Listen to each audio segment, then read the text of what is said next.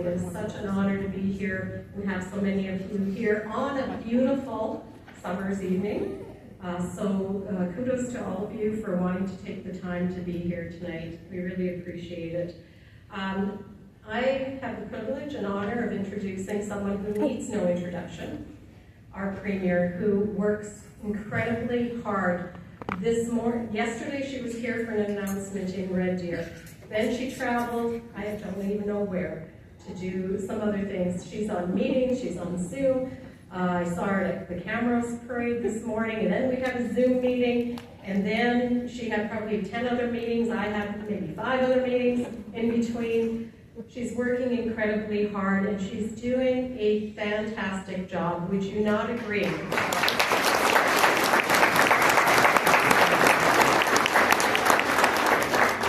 So it is my great honor to introduce the Premier. Premier, please come and get this show going.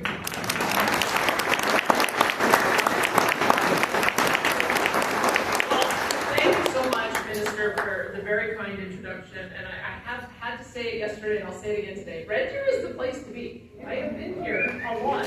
Totally. I've been here a lot in the last 3 weeks. I made a joke that I've been seeing these two more than my husband. He actually happens to be away, so it does happen to be true that I have actually seen you at the Westerner Days Parade. And then, of course, Mr. LaGrange and I were also at the air show, which was so amazing, watching the Canadian snowbirds fly the Tudor jets for the last time. And then yesterday with the housing announcement and one of our incredible local builders, Eagle Builders, who we are so delighted to partner with. They built the Child Advocacy Center. They built that facility, 119 rooms, different sizes, so studio all the way up to townhouses, in 10 months.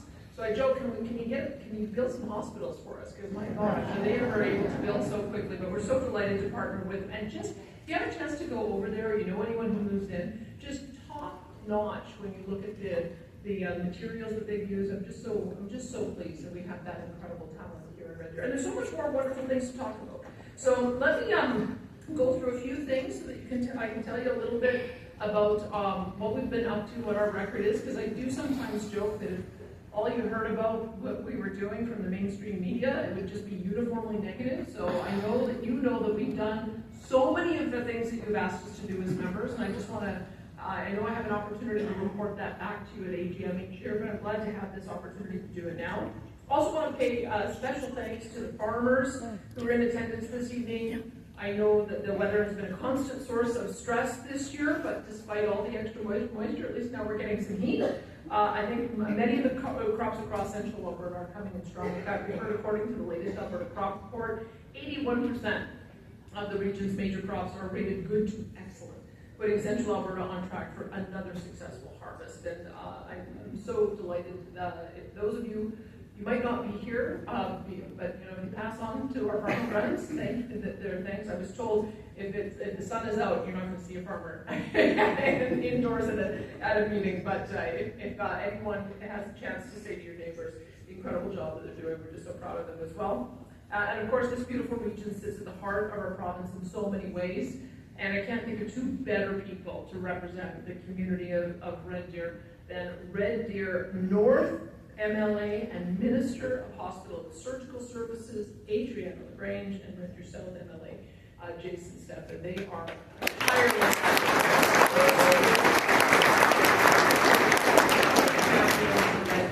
Some of the reasons why we have so many wonderful things happening in Red Deer is because of the advocacy of your two local MLAs. And I know that Jennifer Johnson is here as well, an equally staunch advocate for her.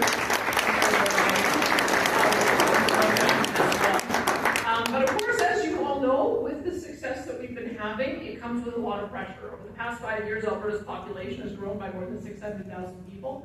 So that's like adding a city 6 times the size of Red Deer, right? And within 5 short years. So that gives you some idea of just what we have been dealing with rapid population growth, putting pressure on things like cost of living, infrastructure, key services. Is why one of the first things we did was to take action to make life more affordable. We came through that personal income tax cut, $750 per individual, $1,500 for a family. We also have the fuel tax relief in the form of a rebate, $100, and then we'll keep on doing that, getting those dollars back to you if the oil prices continue to stay high. But one of the main things that we know that we needed to focus on was ensuring that you have all of the public services that you need, that we are responsible for providing. The schools and the hospitals and other social services, and that's why we're taking action. So work, as you know, is well underway on the Red Deer Regional Hospital redevelopment, the largest hospital project of its kind in Alberta history, with the full hospital scheduled to be complete by 2031. You remember that was on again, then off again, then on again, then off again, and very much on again under this minister, so thank you again, Minister LaGrange, for that. Unlike the NDP, of course, who didn't invest a single dollar towards this much needed project, our government has kept it on track in a clear plan. We're also working to improve Highway 2 through the Red Deer corridor, helping to keep one of Canada's most important transportation corridors safe and efficient for families and businesses. As you know, we're experimenting a little bit just north of here with a higher speed limit. That's sort of the first stage of making sure we can do that safely.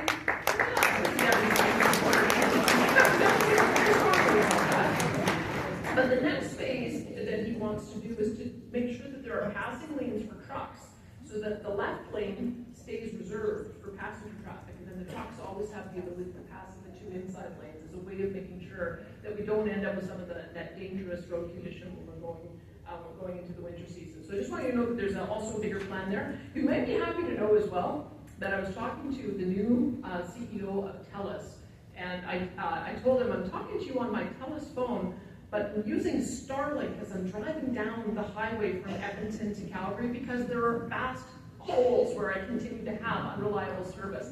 And he said, you know what, that's just embarrassing. So give me the track for where we have these problems, and we're going to fix that. So you're going to hold me accountable for that, but just know we all drive it every single day, and we share the same frustrations that you end up having those drop-off calls. So that's another thing that we're working on. We're moving forward on new and modernized schools in Red Deer, including the modernization of Royal Park Elementary and a new 600-student middle school in Northeast Red Deer to help meet the needs of this growing community. And I can tell you it continues to grow. I think Red Deer and Lethbridge continue to try to get bragging rights as the third largest city. So who has it right now? Is it Red Deer? It's Red Deer. So it's edged out Lethbridge. And of course, as I mentioned, wrapped up another successful Red Deer Regional Air Show, where you welcome more than 25,000 guests to the Red Deer Regional Airport. And it's a facility that our government was very proud to support with funding major upgrades that will strengthen regional air service and support future economic growth.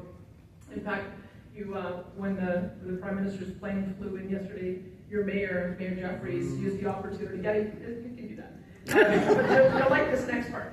She used the opportunity to say that you needed to have border services here so that you can do international flights directly from Red Deer. And so you've got a great advocate, your mayor as well. So we'll continue to push on that too, and hopefully we'll be able to make that a reality as well. All this is to say, Red Deer is a city that's on the rise, and these investments demonstrate our commitment to supporting the people, the businesses, and the communities that call this city home. Now, of course, despite the uncertainty that we're seeing around the world, from trade conflicts to global conflicts, there's one thing I know for certain, and that is that our province is strong and resilient. We have no provincial sales tax, lowest corporate income tax rate in the country, lowest personal income taxes, no healthcare premiums. We're leading the nation in GDP growth and weekly earnings and housing starts and private sector investment, like Parrish and Hemberger's new flour mill project, which is in Springbrook, expected to open in the fall. These are major projects that bring major jobs, which is why we're also leading the country in job creation. Since I came in October of 2022, we have added nearly 300,000 jobs. We are adding jobs at 5 times the rate of the national average. In the past year, 80% of all the jobs created in the country were created right here in Alberta by our powerful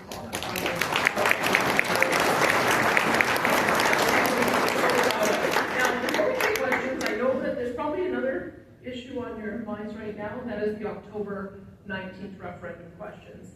And I do want to just address this because every room I go into, I know that people are mad about something. Some of you are mad that we're having the question at all. And I've been asked that many times, why are we doing this? And it's because we have citizen-initiated referendum law. And so that was passed by our members. And so when we have 177,000 of your fellow citizens saying we would like to put this question to our fellow citizens, we feel obliged to do that. And so there were 400,000 people who signed one petition to remain, 300,000 who signed a petition to leave. And so now you have the option. If you're a Remainer, that's option 1 on the ballot. If you want to vote to leave, you can vote for a process that will start us down a pathway to hold a binding vote on separation. But I also can say that there's a number of people who I've been meeting who want to send a message to Ottawa. And I have another alternative for those of you who want to send a message. I know why people are mad, and I have explained this many, many times when I've been asked about it. When you have been kicked down as much as we have for the past 10 years by those guys in Ottawa, partnered with the federal NDP, who was with them every step of the way, trying to shut down our resources, it has an impact. When people had to lay off their workers at Christmas time, the loss of businesses, when families lose income, sometimes it causes family breakdown. People who had their kids have to leave Alberta to go find jobs elsewhere. Those kinds of things cut deep, and they don't go away very easily. So I understand why people are angry. But I would say, if you want to send a message, we have 9 questions on the ballot that I hope you will vote in favor of. We want to take control over immigration. If you're watching what's happening in Europe right now, with Morocco releasing prisoners who are storming the borders of Spain and Italy, now saying that they might have to close their borders to prevent any of that coming into their country, that is the reason we need to take control over our own immigration. We have to make sure that it is dedicated to looking at economic migrants first, and we give the first opportunity to Albertans to have jobs, Canadians to have jobs, and then economic migrants can fill in the gaps. We need your support on that. We want to make sure unaccountable and unelected judiciary, unaccountable and unelected Senate, those are other 2 things that we're asking for your input on. Provincial autonomy in a whole range of issues, and getting the federal government out of our areas of provincial jurisdiction. I know, but we can also do it if we were